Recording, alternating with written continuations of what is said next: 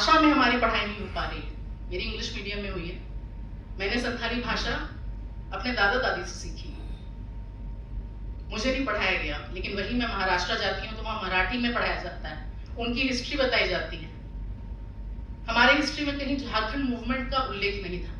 क्यों मिला झारखंड, कैसा मिला झारखंड, ये कहीं किताबों में नहीं हमें पढ़ाया जा रहा है। हाँ, ये जरूर बताया जा रहा है कि भारत का फ्रीडम स्ट्रगल कैसा रहा, उसमें बिरसा मुंडा का हिस्ट्री कैसा रहा, लेकिन इसी जगह, इसी राज्य में इतने दशक चलने वाला जो ये मुहिम था, जो ये स्ट्रगल था, इसकी जानकारी हमें किताबों से नहीं कभी मिली। वो जब हम ऐसे मीटिंग में आते हैं, आप लोगों से सुनते हैं, तब पता चलता है कि झारखंड कितनी लड़ाई के बाद मिला है। और मेरे जैसे ही कई सारे युवा आज बाहर हैं जो अनजान हैं, जिनको पता नहीं है कि ये स्ट्रगल कितना था, कितने परिवारों ने बलिदान दिया है, कितने लोगों ने अपनी डिग्रियां जलाई हैं।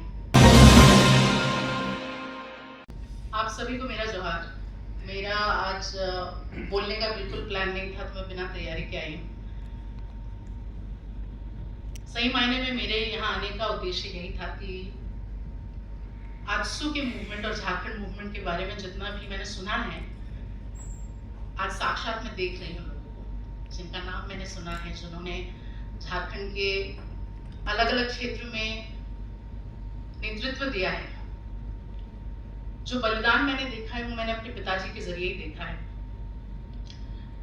जब मैं बहुत छोटी थी तो कई सारे ऐसे चेहरे जो आज शायद बीजेपी में चले गए हैं, कहीं कांग्रेस में चले गए हैं, बाकी पार्टी में चले गए हैं, मोटरसाइकिल में आते थे, बाइक में आते थे, हरे रंग की पट्टी लगी रहती थी और आजसू लिखा रहता था सिल्वर कलर के पेंट से, और जुलूस निकलता था घोड़ाबंदा से रीगल मैदान की ओर।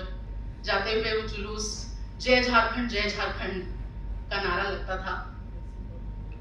और 3 साल की मैं थी, मैं भी जय झारखंड बोलती थी। झारखंड का उस समय अस्तित्व नहीं था, फिजिकल अस्तित्व नहीं था, लेकिन हमारे जहन में, हमारे मन में, हमारे दिमाग में था। झारखंड क्या है, कैसा होना चाहिए, जब तक हम बड़े हुए 2000 में, तब तक झारखंड राज्य का गठन हो चुका था। और उसके बाद हमें जो झारखंड मिला, वो शायद जिसकी परिकल्पना आप लोगों ने की थी, वो झारखंड नहीं मिला है।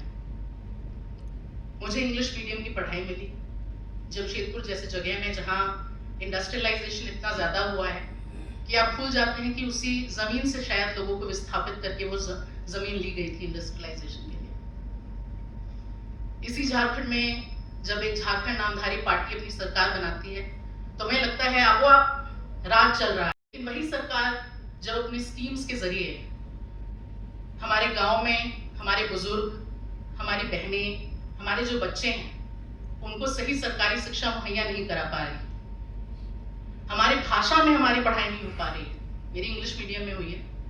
मैंने संथाली भाषा अपने दादा दादी से सीखी, मुझे नहीं पढ़ाया गया, लेकिन वही मैं महाराष्ट्र जाती हूँ तो वहाँ मराठी में पढ़ाया जाता है, उनकी हिस्ट्री बताई जाती है। हमारी हिस्ट्री में कहीं झारखंड मूवमेंट का उल्लेख नहीं था।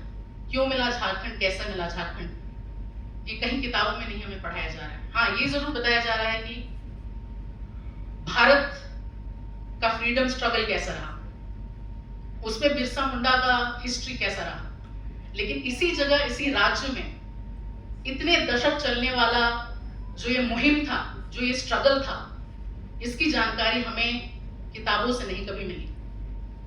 वो जब हम ऐसे मीटिंग में आते हैं, आप लोगों से सुनते हैं, तब पता चलता है कि झारखंड कितनी लड़ाई के बाद मिला है।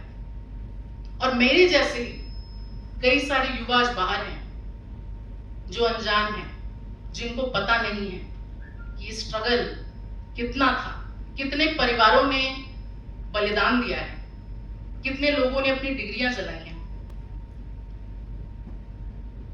मेरे पापा तो एक बार एमएलए बन गए थे तो उनको पेंशन मिल जाता है, लेकिन कितने सारे ऐसे लोग हैं जिन्होंने डिग्री जलाई, जो क्वालिफाई भी नहीं कर पाते किसी सरकारी एग्जाम के लिए, और उन्होंने पूरा जीवन ऐसे ही बिता दिया। क्या उनके बच्चों का हक नहीं है इस झारखंड में?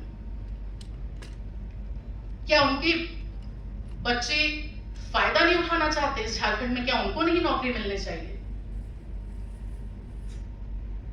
आते वक्त जमशेदपुर से यहाँ मैं पिताजी को यही कह रही थी कि अगर एक काम जो ये मौजूदा आजसू के लोग जिन्होंने आग लगा दी थी झारखंड में, उनका एक काम हो सकता है कि वो आने वाली पीढ़ी को ये सबक, ये कहानी जरूर बताएं कि ये आसानी से झारखंड नहीं मिला था। और आज भी अगर हम झारखंड के लिए, अपने हकों के लिए लड़ेंगे नहीं, और जो झारखंड की परिकल्पना थी वो हमारी पीढ़ी भी उसका फायदा नहीं उठा पाई। तो ये कहानी मुझे लगता है मैं बहुत इंस्पायर्ड हूँ। आज यहाँ मंच पे जितने लोगों ने कहानियां बताई, ये सिर्फ कहानियां नहीं है, ये तो रियलिटी है जो सभी लोगों ने जी है। लेकिन डॉक्यूमेंटेशन का जो काम है, जहाँ पे इतना गैप है, जहाँ पे लिखने की उतनी जरूरत है, टेक्स्ट बुक में लिखी हुई हिस्ट्री को लोग ज्यादा पढ़ते हैं, न्यूज़पेपर, किताब, ऐसे फोरम्स होने की बहुत जरूरत है। तो मैं अपने तरफ से, मैं नौकरी तो कर ही रही हूँ, लेकिन हमारे कुछ आदिवासी युवा, हम लोगों ने मिलकर आदि नीति फाउंडेशन बनाया है। उसके जरिए अगर हम किसी भी तरीके से फाइनेंशियली सपोर्ट कर पाए इस डॉक्यूमेंटेशन प्रोसेस को, तो हम will be more than happy to help. And